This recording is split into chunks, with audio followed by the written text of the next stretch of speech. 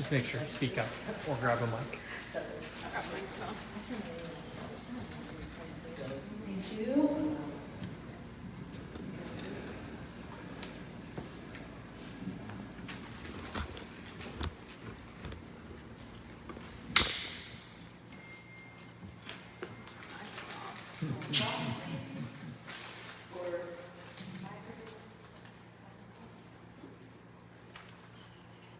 Great. Thank you everyone for being here today. My name is Whitney Brown and I'm the Civic Engagement Coordinator at Children First Action Fund. We're here hosting a candidate conversation in Erie County where we invited both the incumbent and the challenger in key districts to talk to parents, providers, and community members about early education. Candidates will be asked a series of questions by folks in the crowd and given 2 minutes to respond. Please hold your individual questions until the very end of the program. We're also joined today by Mayor Schember to introduce a proclamation noting the importance of this issue. I would like to thank the MLK Center for hosting, and I'm going to pass the baton to Joel Natalie of Talk Erie to moderate the event. Thank you. Thank you, Whitney, and welcome, folks. It's my pleasure to be here as your moderator tonight, and thank you for joining us. Now, workforce concerns are top of mind here when it comes to early childhood education, early care. It's an important part of the pipeline to our successful future workforce. And you think about it, the skills that every future job and career that will need, things like teamwork. You know, all those things that they teach you in kindergarten, right? Teamwork, empathy, resiliency, they're all shaped by quality education experiences early in life. And when kids are in quality early care and education, they're building these skills that matter the most. Early childhood brain development demands stimulation and enrichment and interaction with caring adults. And the neural connections, and again, this is above my pay grade, but you understand that the neural connections built in those early years support mental, social, and emotional functioning for life. And so when we make investments in high quality childcare, pre-K, evidence-based home visiting, they pay off when children enter school. They're ready to succeed and more likely to stay on track academically, graduate from high school, pursue higher ed and career training, and become more productive workers and contributors to the future economy of both Erie County and across the Commonwealth. Now here's the issue that we're dealing with, that working families are struggling to find quality care. They're also struggling to afford this. And this is a major conversation that we have both on my radio show and across our community right now. With the cost of infant toddler care rising to the level of college tuition, conversations around helping families afford care with such things as like earned income tax credits, they're important. Finally, we have to acknowledge that the pandemic put a major hurt, having lasting consequences for our children and their families and their lives. And so ensuring families that have access to support things like mental health services and even broadband, again, that was an issue that we saw all over Erie County, right? It's vitally important that we have a more hybrid experience and just a better situation. So we want to thank our candidates for coming tonight so we can discuss these important issues. Thank you again for letting me serve as the moderator here. So let's introduce our candidates, but first, let's go ahead and pass the microphone to Mayor Joe Schember, the mayor of the city of Erie, for his proclamation and remarks. Thank you. Hello, everyone. It's good to be here. I'm really happy about this, and I do have a proclamation. This is to proclaim today, October 10th, 2024, as a Child Care Day here in the city of Erie. So here it is. Whereas quality child care is a fundamental service for the well-being and development of children, providing them with a safe, nurturing environment that supports their physical, emotional, and intellectual strength. Whereas the availability of affordable and accessible childcare is essential for working parents and guardians, allowing them to contribute to the economy and pursue career development while knowing their children are capable of incapable hands. Whereas childcare professionals and providers in the City of Erie play a vital role in shaping the future of our community by fostering the early learning experience of our youngest residents, preparing them for academic success and social development. Whereas the City of Erie recognizes the dedication and hard work of child care providers, teachers, and caregivers who continue to work tirelessly to meet the needs of children and their families. Whereas it is essential to raise awareness of the challenges faced by child care providers, including low wages, workforce shortages, and funding gaps, and to support policies that strengthen and sustain our child care centers. Whereas investing in child care is an investment in the future of our city, ensuring that every child, regardless of their background, has the opportunity to thrive and reach their full potential. So now, therefore, I, Joseph Nischember, Mayor of the City of Erie, hereby proclaim October 10th, today, 2024, as Child Care Day in the City of Erie.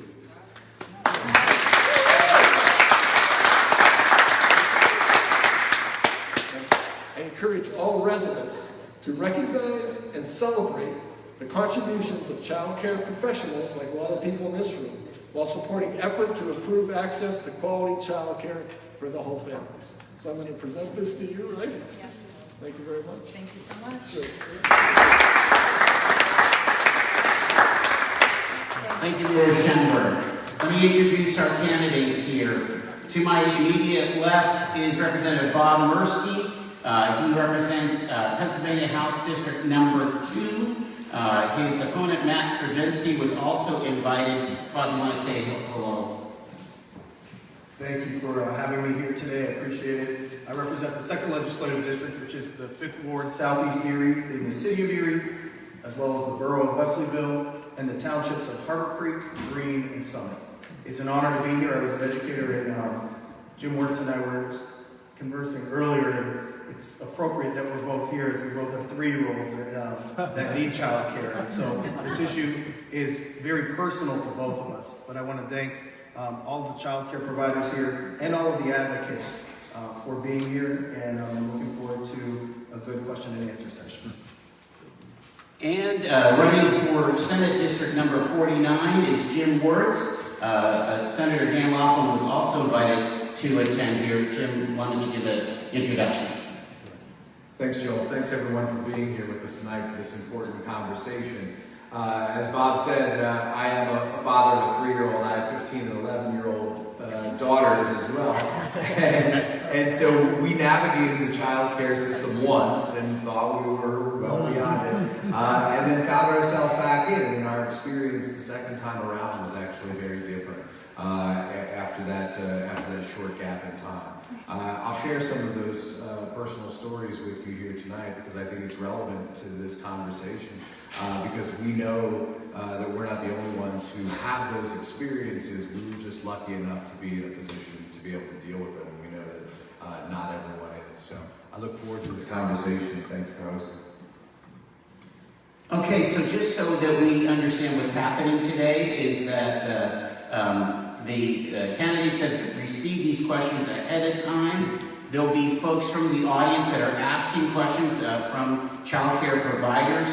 The candidates are offered up to 2 minutes to respond, and there'll be somebody keeping time here. And I may have a follow-up here and there. So let's welcome to the microphone Kenya, and please introduce where you're from, Kenya, and you can go with the first question. Good evening. My name is Kenya Johnson. I am the owner and director of the Learner Ladder. We're located on P Street here in Erie. Early education has a wide range of benefits for children, from developmental to social and emotional benefits. Despite these benefits, over thousands of children in Pennsylvania lack access to this once-in-a-lifetime opportunity. Our Commonwealth ranks 14th out of 27 states with similarly sized pre-K programs in terms of per capita spending. My question is, what are your views on the benefits or drawbacks of allocating additional state funds for high-quality early education? Thank you for that question. The first part of the question, what are the benefits or drawbacks of allocating additional state funds for high-quality education? The benefit is clear. For every dollar that we invest, the studies show that we have a $7 return on our investment when we invest in young people. I think one of the things that is frustrating for me in the house is that it's like planting a tree. You invest this money and it takes 18, 20 years for you to see that return on your investment. And for a lot of people, especially in this society today, we live in an instant gratification society. They want that result now. And they don't see the benefit of that. And that's what's frustrating for me. I came from an education background. I taught everything from 2nd grade through 12th grade. And so I saw firsthand the difference in the kids who had quality pre-K and the kids that did not. In terms of their reading scores, in terms of their behavior, in terms of their development, they were a step ahead. In addition to mothers who were very involved, there were stay-at-home mothers who did the same thing as our quality pre-K. But if you look at this, we look at it myopically too as the United States. If you look at the world, we underinvest in our young people compared to the rest of the world. And if you want to be competitive with the rest of the world, you have to invest in them. Pennsylvania, 14th out of 27, and I'll wrap it up because I only have 2 minutes. I think there's a benefit to allocating additional state funds. One of the misses in this last budget, we had a great increase in K through 12 education, but we missed the mark on pre-K. The thing that we need to focus on though is that quality aspect. You can't just have babysitting. It has to be instruction. It has to be that quality to it so that the kids are learning and developing their brains. We know that brain development in those first 5 years is 90% of what they're going to learn and achieve. It is all done in those first 5 years. So those are those critical years we have to invest in. I think there's going to be a lot of redundancy here tonight with 2 Democrats sitting at the table. But I would agree. I think there's only benefit to this. I mean, we know that investing in high quality pre-K is essential because we know that preparation for kindergarten catapults students forward. And we know that there is a real need to make sure that kids are ready for both life and learning by the time that they're in 3rd grade. And that starts when they're 3 years old and before. And if we don't provide them with that foundation, if we don't provide them with that structure, it makes their kindergarten experience that much more difficult. It makes every year after that much more difficult. And really, when we talk about kids that are not succeeding in high school or end up having difficulty with job placement or other things later in life, oftentimes we can track that back to the experience they had before 3rd grade.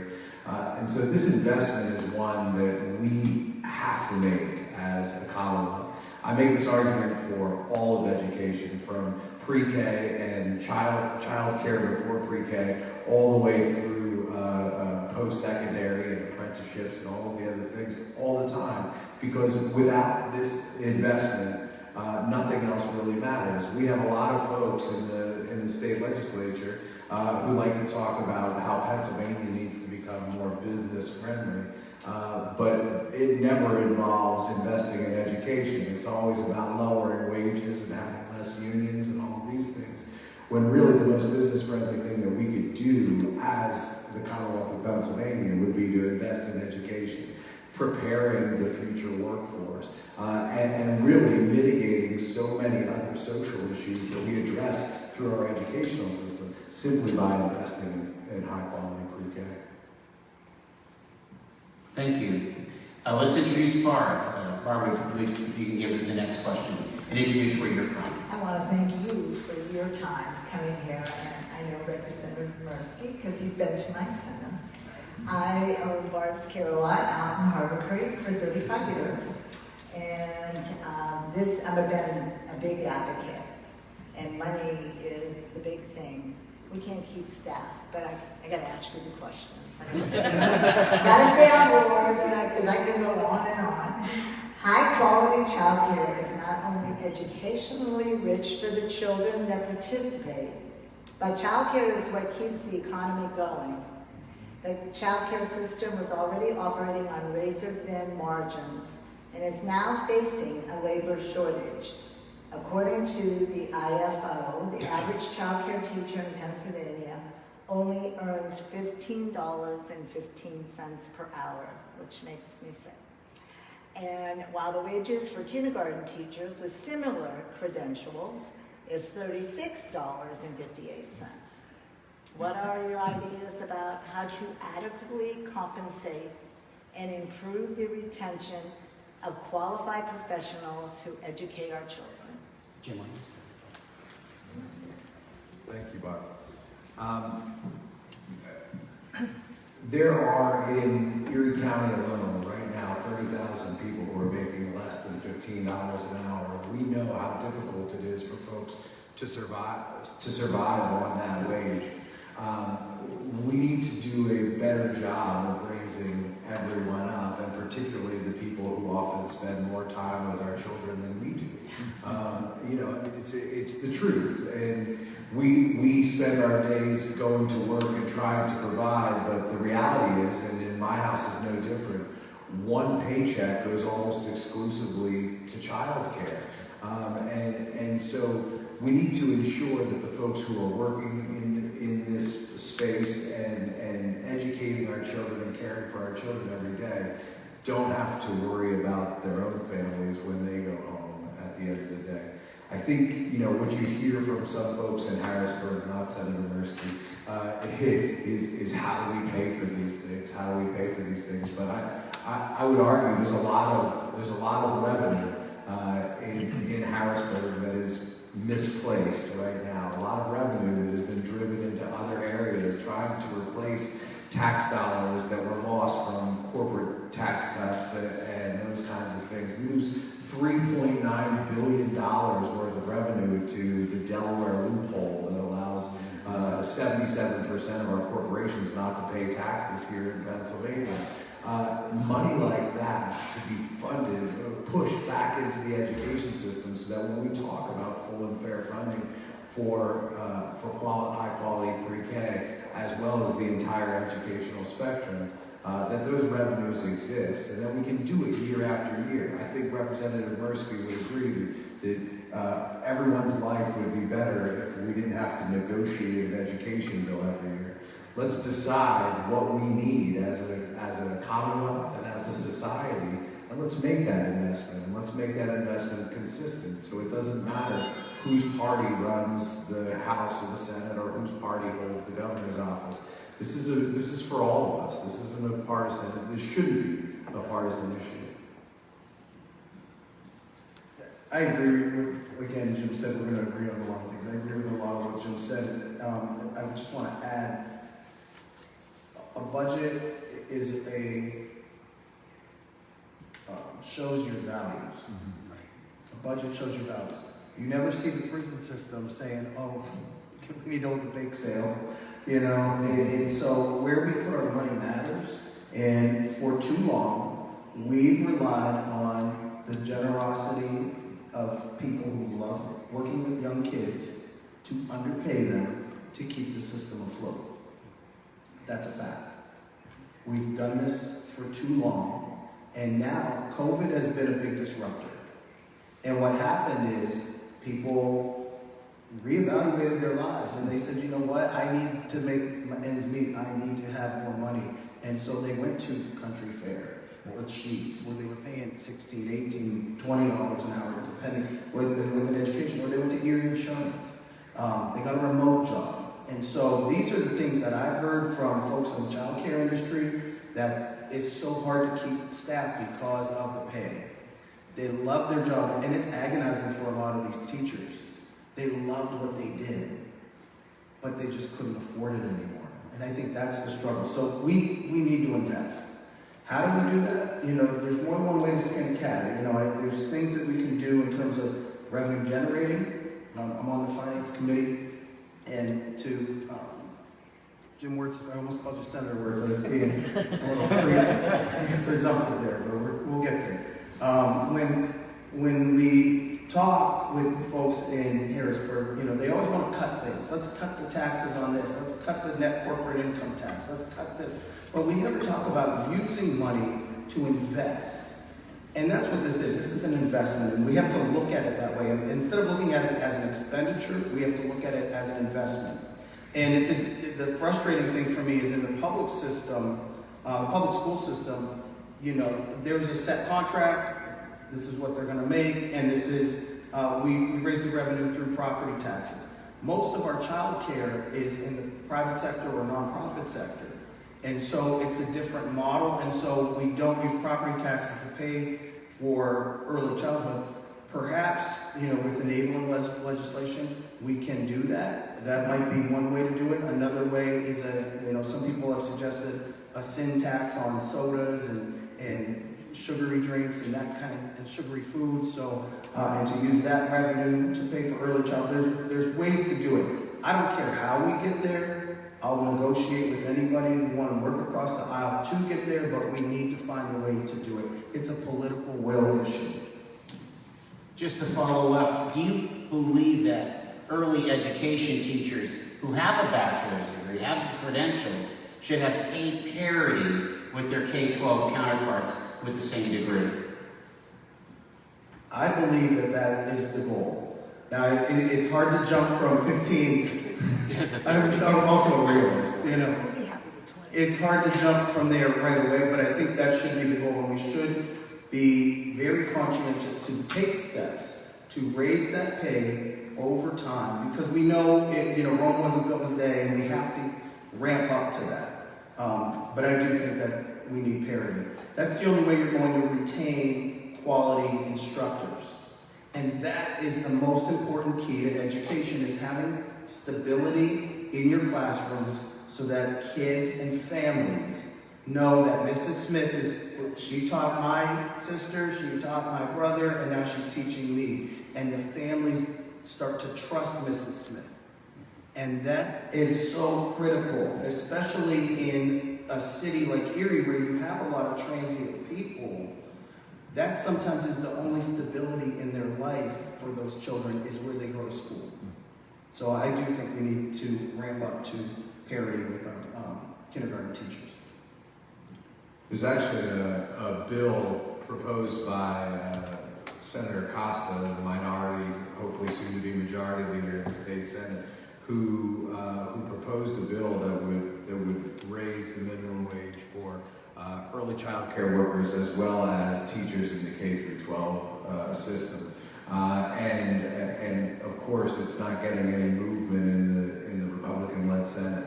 And so this is a critical issue, and especially for the folks who are degree holders and certified in these. That should dictate where you're at in this scale.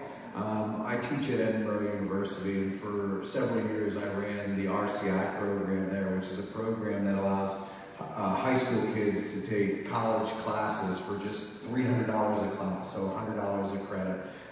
And one of the programs that the education department was working on, and I think it stalled in the transition to Penn West, but it's a great idea and something that we should look at from a state perspective. One of the ideas that the education folks had was to take the RCI students who were interested in early childhood and provide them with the classes that they needed in the RCI program as high school students, so they would graduate high school with certification for early childhood childcare, and then be able to use that certification to scale to higher degrees. And allow them to progress through their career as they saw fit. Some of those kids might be totally happy just with the certification, and they weren't interested in going to college, but that's great because they would have the baseline for a career After that, they could decide where they go, but no matter what, the pay and the benefits need to be reasonable. I mean, if somebody comes into early child care out of high school, maybe they can live off of $13, $14 an hour, but when they've spent a decade in their career and are starting a family of their own, we know that that's not going to make ends meet. And that's the retention piece that you asked about as well. We've kind of touched on this already, so maybe a quicker answer on this, but there are caps to domestic spending on early learning investments at the federal level. So what do you think at the state level would be, what would you envision for providing additional investments for pre-K and high-quality child care programs? Well, I did address some of those, and so just real quick, I think that, when we're looking at revenues, we can't just cut our way to prosperity. We have to also make investments and strategic investments. One of the things that we're looking at right now, and it's already in New York and New Jersey, is legalizing adult use marijuana. Maybe some of the revenues from that can be used for early childhood. There's, like I said, there's more than one way to skin a cat. It's just a matter of finding the political will to raise the revenue to get to where we need to be. Yeah, and I'll continue to go back to lost sources of revenue that we have in the Commonwealth. We're leaving billions of dollars on the table every year for these corporations that continue to ask for tax cuts. Perhaps we make them tax rewards for investments that they make in their communities. I'm spitballing here, but it doesn't seem like a bad idea to ask a corporation that's asking for tens of millions or even billions of dollars in tax savings to ask them to reinvest that revenue in our communities, both here for early childhood and for other programs. Because the reality is that the revenue that's lost is what's impacting these programs in the first place. Barb? Go ahead and keep it. Many parents find themselves on a long wait list to receive high-quality child care close to home. This prevents the children from obtaining educational opportunities available at these high-quality programs, but it also prevents a full recovery of the economy due to some families having to stay home rather than work due to the high cost of child care. What is the role of state government in solving this issue? Barb, first off, thank you for the question, and I know from visiting your facility how challenging it is to you retain teachers, but also we have a lot of folks like you who are towards the end of their career, and one of the things that you said that struck me is like, who's going to take this over if I retire? And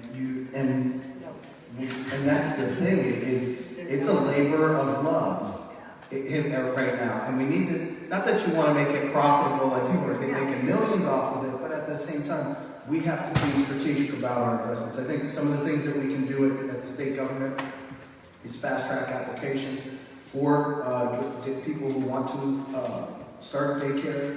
I think that's important. Cut as much red tape as possible while not watering down the requirements, but just making sure that government moves at the speed of business.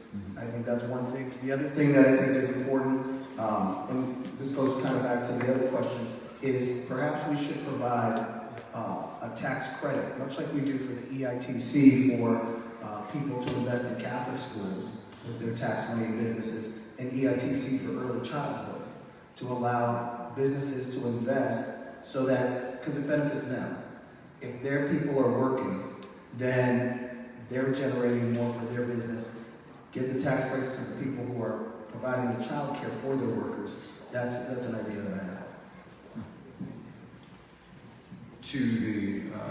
To the long wait lists and the challenge to find childcare, I'll share a quick personal story. About a year ago, we got a text message on a Tuesday night from our childcare provider that said, effective immediately, meaning Wednesday morning, our childcare provider would no longer be accepting children.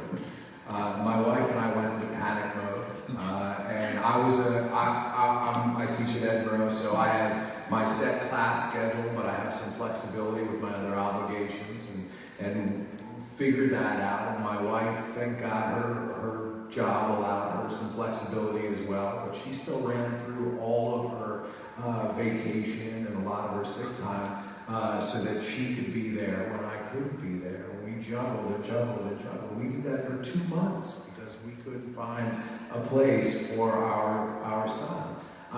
And so we know that not everybody is so lucky. If someone is in part-time employment or has full-time employment with someone who is not so understanding and not so flexible, as my wife's employer, they would have lost their job and ended up back at home and without an additional source of income. So we need to do everything we can from the state level, and I don't mean to say that as like a blow-off, but that means incentivizing and including in early childhood curriculum, I think, additional knowledge about how to engage in and start a child care center to allow more people to get involved. I think everybody enters college thinking, I'm going to become a teacher and I'm going to go off into a school. But how do we tell people that this is a need that needs to be filled? And there are surely students out there whose hearts are in this place as well.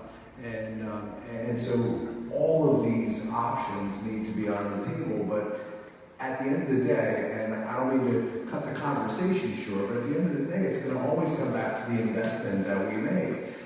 This year, in the state education budget, it was primarily advancements for K through 12, investments for K through 12. The $284 million that was requested for pre-K was not included and needs to be, because we're not making the essential investments that we need. And why would people be interested outside of their own goodwill and their own good hearts? Why would they be interested in doing this if there is not an additional incentive? And the life becomes more difficult for everybody all the time. Child care providers, parents, you name it. And so we need to make this as easy and accessible as possible, a pathway, so that we're bringing in the best people to care for and help raise our children. Kenya? Providers and parents have discussed a general uptick in the need for children to seek mental health support. Children have felt the adverse effects on their mental health. According to the data from the Children's Hospital Association and Mott Children's Hospital National Report, more than 1 in 4 parents said that their child visited a mental health specialist, with nearly 60% of those reporting a visit within the past year. My question is, which mental health supports are needed most in your district, and how will you work to increase access for families that need these supports for their young children? Thank you for that question. Mental health supports are so critical. I hear more honestly from our K-12 population than I do from our early childhood population. But some of the things that I do hear about are behavior supports for kids, coping skills. A lot of kids today are, they really struggle with those coping skills and being able to have self-control, self-regulation. Those are the things that I hear about, and I do think that we need to work to increase access for families.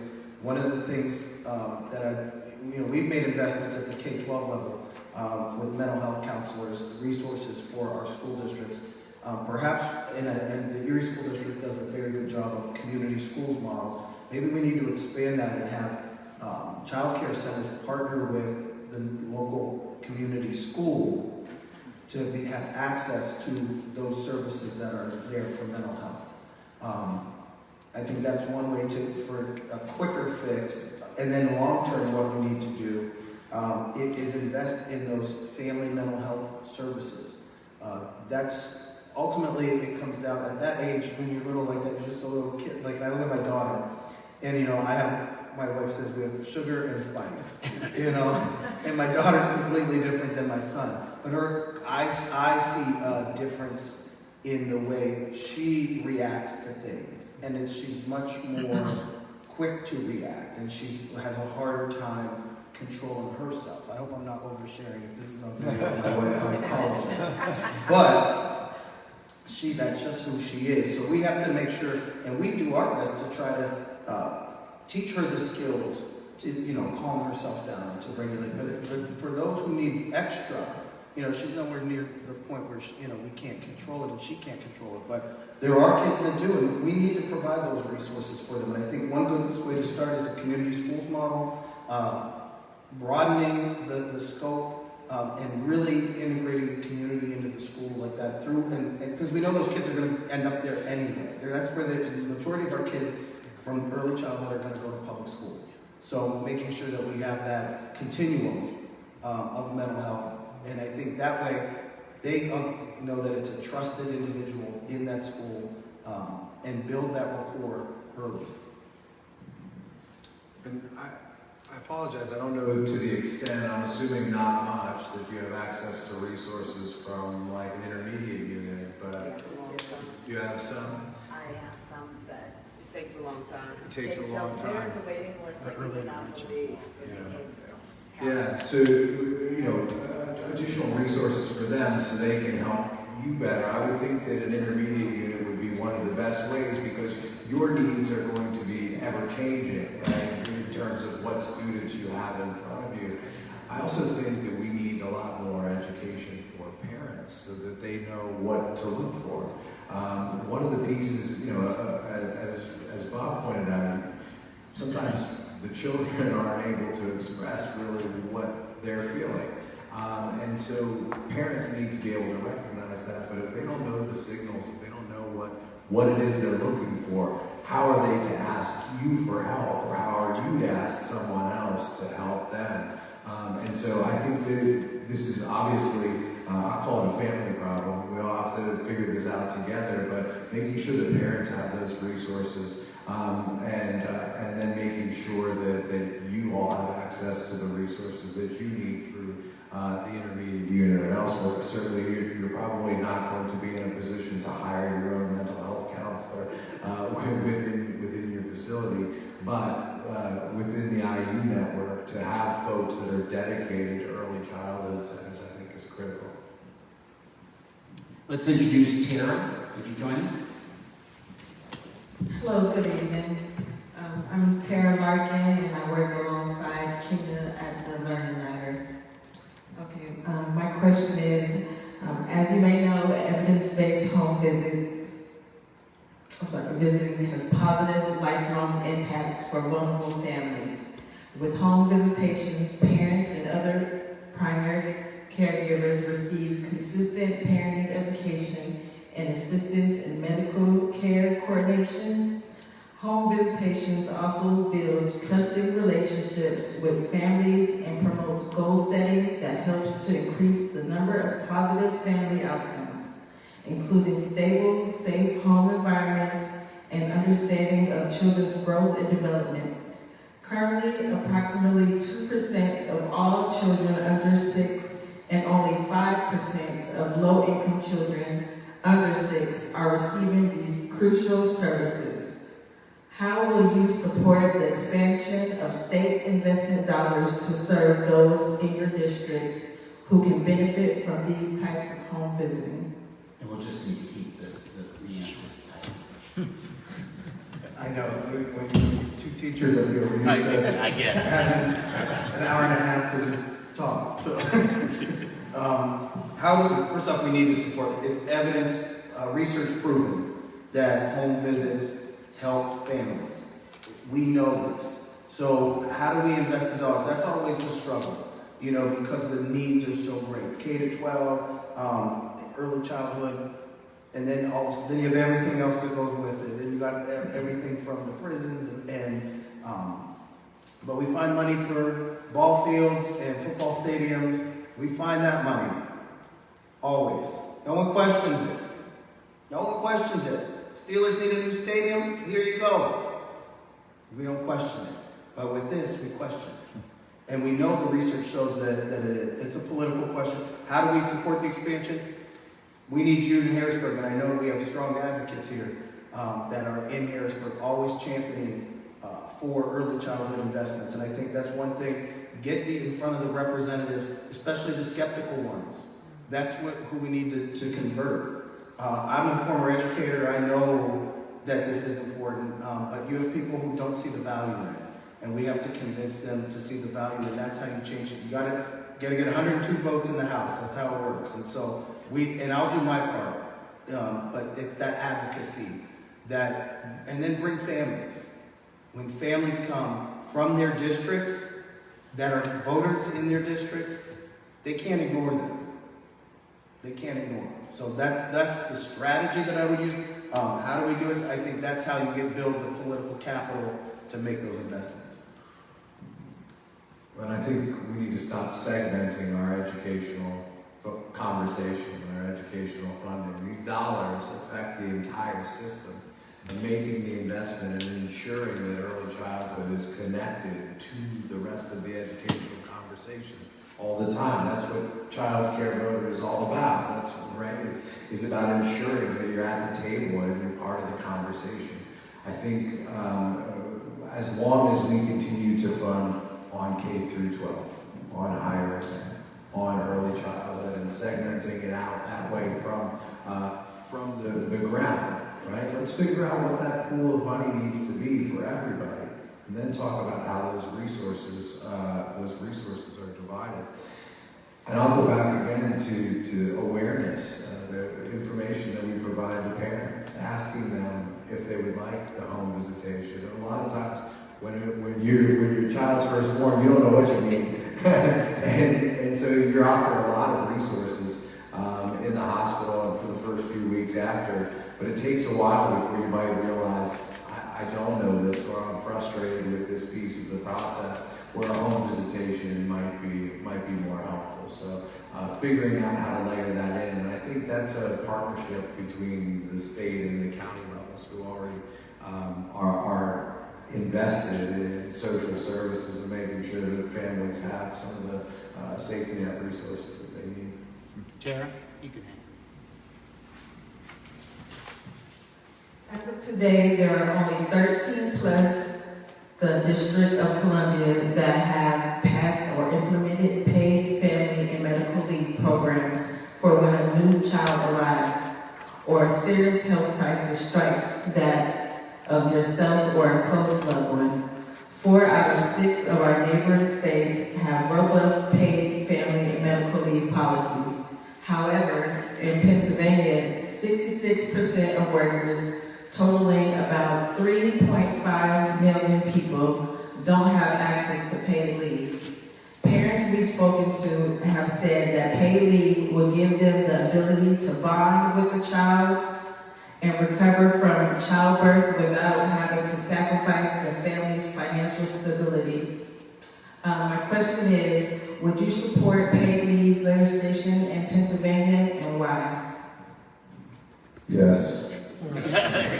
Yes, because I've lived it. Both my wife and I have struggled with how long either one of us could stay home. I think I had 4 days of paid leave, and I'm incredibly lucky to even have that 4 days.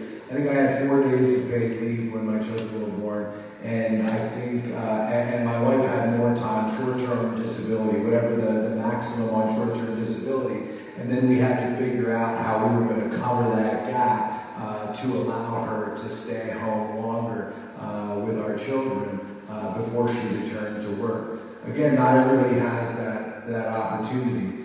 Some folks are returning to work in an incredibly short amount of time, and we know that's incredibly detrimental to the development and the bond between parents and their children.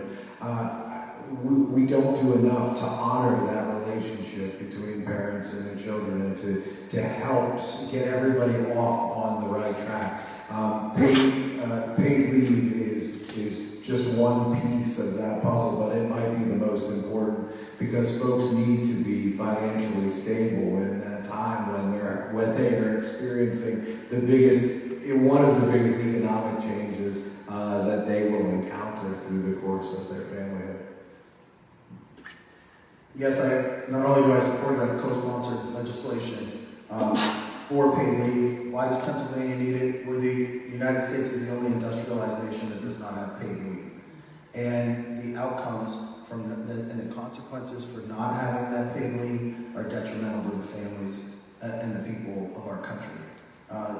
This is so critical, and it's just so basic. This is basic. Everyone else figured it out. We can figure this out. So yeah, I support it. I've co-sponsored it. Usually it passes the House and then goes to the Senate to die. So we need to make sure that we get a Senate on board for paid leave to get this passed in Pennsylvania. I'm going to have you guys do closing remarks, and if you could include in that kind of this general need for workforce and the idea that we have this workforce shortage. So Representative Merski. First off, I want to thank everybody for being here today. I want to thank the child care providers and the child care organizations that are here for having this event. I think it's so critical that you build a solid foundation. Just like building a house, if you have a solid foundation, then you're on solid ground, and that's what we need to do with our children.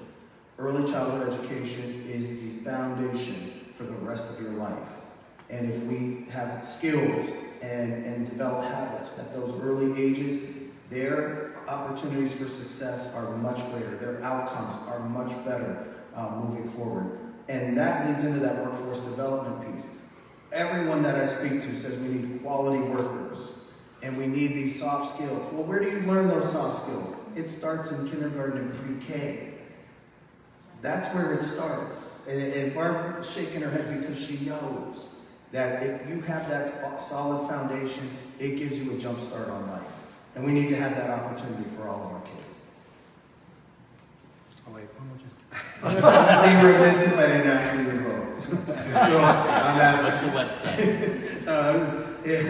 I would ask for your vote on November 5th. We've got to make sure that it's critical that we have advocates for your issues in the House and Senate. Thank you. Well, since he did it, I'm going to start that way. I got that one. You didn't ask. They said That's right. never asked. No doubt. You have to ask. Never take it for granted. But I appreciate you all coming here for this important conversation, and I think, and I'm so proud to be a part of this conversation because this experience that we're talking about has not just been an important part of my life as a parent, but it affected me as a child as well. The son of a single mother who struggled to find child care for me, and thankfully we had a network of, my grandmother and other family members on the block, but my mom sometimes would have to drive me 40 minutes before she went to work in the morning, 40 minutes from our house to get me to child care, to drive 40 minutes back to work, and then she would have to do that again at the end of the day as well. So we know that the problems that we face now for early child care are not new, and it's about time that we figure out how to remedy this. This is a workforce issue, essentially. At one level, it's a workforce issue, and we know that Pennsylvania's workforce is broadly aging and underpaid. And we need to ensure that we address both of those issues by encouraging new people into this pipeline, as I talked about before. Programs like our RCI program that would have provided certification to high school students graduating, setting them on a path for early child care professions, and then incentivizing and setting wages at a level that keep people whole.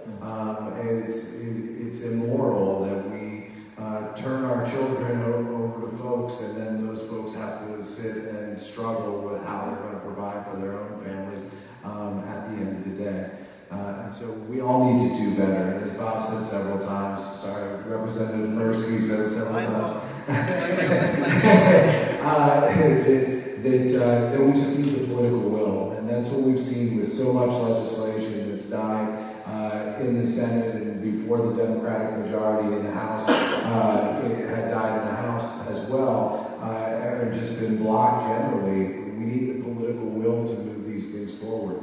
We know what's right. You all know what's right. You're here engaging in this conversation. Now we need the folks at the table who are going to move it forward. We need to elect the people who are going to move it forward. champions for early child care, one of the champions for public education. I too ask for your vote this year on November 5th because I think that there is so much opportunity here to redirect some of the revenue that's been used to buttress the other tax cuts all this time should simply be moved and reinvested into the educational space, and particularly right here for our early child care. So thank you all again for participating. It's a pleasure to be here with you. I want to thank Jim Wertz, candidate for the 49th Senatorial District, and Representative Bob Merski for State House 2nd District. Right?